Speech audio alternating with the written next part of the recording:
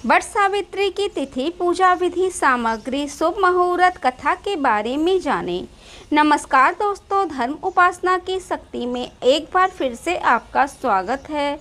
जेठ माह की अमावस्या तिथि को वट सावित्री का व्रत करने की परंपरा होती है। इस दिन शादीशुदा महिलाएं अपने पति की लंबी उम्र के लिए व्रत रखती हैं और वट के पेड़ की पूजा करती हैं। इस व्रत का महत्व करवा चौथ के जैसा ही है। आइए जानें वट सावित्री की पूजन में लगने वाली आवश्यक सामग्री के बारे में। वट सावित्री की पूजा वट वृक्ष के नीचे की जाती है। वट सावित्री की पूजा में एक वट वृक्ष, बरगद का फल, सावित्री और सत्यवान की मूर्ति या तस्वीर, भिगा हुआ काला चना, कलावा, सफ़ेद रक्षा सूत्र, बांस का पंखा, 1.25 मीटर का कपड़ा, लाल और पीले फूल, मिठाई, बतासा, फल फूल, दीपक, अगरबत्ती, मिट्टी का दिया, सिंदूर, अक्षत, रोली, 1.25 मीटर कपड़ा, पान का पत्ता, सुपारी, नारियल, श्रृंगार का सामग्री, जल कलश, पूजा की थाली, वट सावित्री की कथा की पुस्तक एवं 5 तरह के फल। वट सावित्री की पूजा का शुभ मुहूर्त के बारे में जानें। वट सावित्री व्रत के दिन सुबह 8:52 से लेकर 10:25 तक शुभ चौघड़िया मुहूर्त बन रहा है। इसके अलावा सुबह 11:51 से दोपहर 12:46 तक अभिजीत मुहूर्त बना रहेगा। वहीं वट सावित्री के दिन दोपहर 3:45 से लेकर 5:28 तक पूजा का शुभ योग बन रहा है। आप इस अवधि में उपासना कर सकते हैं। वट सावित्री के दिन बनने वाले शुभ योग के बारे में आइए जान लेते हैं। 26 मई को वट सावित्री के व्रत के दिन भरणी नक्षत्र बन रहा है, जो सुबह 8:23 तक रहेगा। इसके अलावा स्थिति पर शोभन अतिगंड योग का संयोग रहेगा। वट सावित्री के दिन अभिजीत मुहूर्त सुबह 11:54 से लेकर 12:42 तक रहेगा। आइए जानें वट सावित्री में किस प्रकार से पूजन करना चाहिए। वट वृक्ष के नीचे सावित्री, सत्यवान और यमराज की मूर्ति स्थापित करें। आप चाहें तो इनकी पूजा मानसिक रूप से कर सकते हैं। वट वृक्ष की जड़ में जल डालें, धूप, फूल, मिठाई, फल से पूजा करें। कच्चा सूत समेत लेकर वट वृक्ष की परिक्रमा करते जाएं। सूत तने में लपेटते जाएं। इसके बाद 7 बार परिक्रमा करें।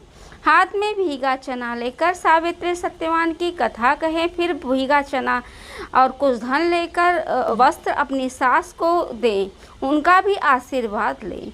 वट वृक्ष का कोपल खाकर उपवास की समाप्ति करें। इस दिन सोमावती अमावस्या है, तो आप चाहें तो 108 बार सोमावती की अमावस्या का भी पूजन यही कर सकते हैं। साथ में ही सावित्री सत्यवान की कथा का स्मरण करना चाहिए। आगे जानते हैं कि सावित्री और सत्यवान की क्या कथा है। आइए जानें वट सावित्री की पूजा की कथा।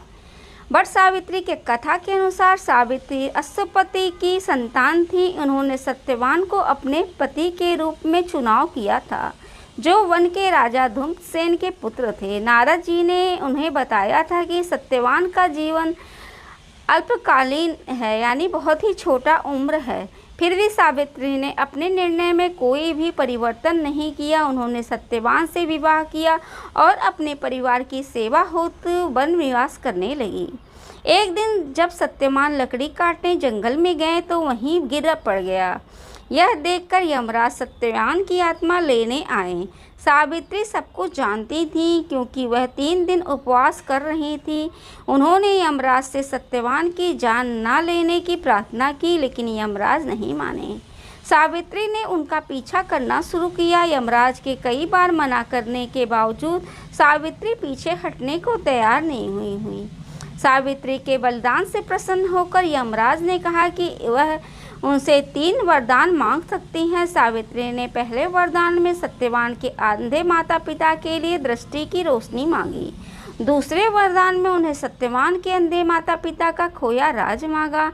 अंतिम वरदान में सावित्री ने यमराज से 100 पुत्रों का आशीर्वाद प्राप्त करने की प्रार्थना की। यमराज ने उनसे ये 3 इच्छाएं प्रदान की और तुरंत ही समझ गए कि अब सत्यवान को अपने साथ ले जाना संभव नहीं है।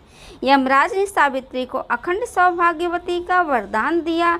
उस समय सावित्री एक बरगद के पेड़ के नीचे सत्यवान के साथ बैठी हुई थी। इसलिए इस दिन महिलाएं बरगद के पेड़ के चारों ओर एक धागा लपेटकर पूजा करती हैं। बरगद के पेड़ की पूजा किए बिना यह व्रत पूरा नहीं माना जाता है।